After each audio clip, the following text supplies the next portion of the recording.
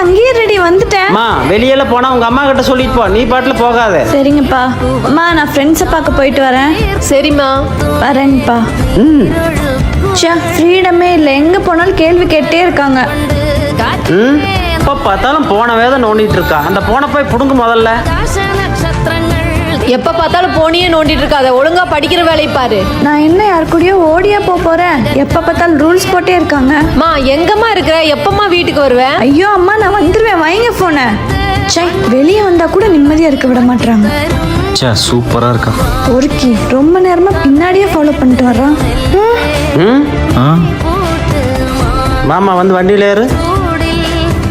இந்த காலத்து பொண்ணுங்களுக்கெல்லாம் பெத்தவங்க சொல்ற அட்வைஸ் எல்லாம் கோபத்தை தான் உருவாக்கும். ஏன்னா வயசு அப்படி. என்னைக்காவது ஒரு நாளைக்கு நம்ம நல்லதுக்காகத்தான் சொல்லியிருக்காங்கன்னு அப்போ தோணும். இன்னை வெளியே போக வேண்டனால நாங்கள் கட்டி போடல. எங்கே போனாலும் பெத்தவங்க கிட்ட சொல்லிட்டு போன்னு தான் சொல்கிறோம்.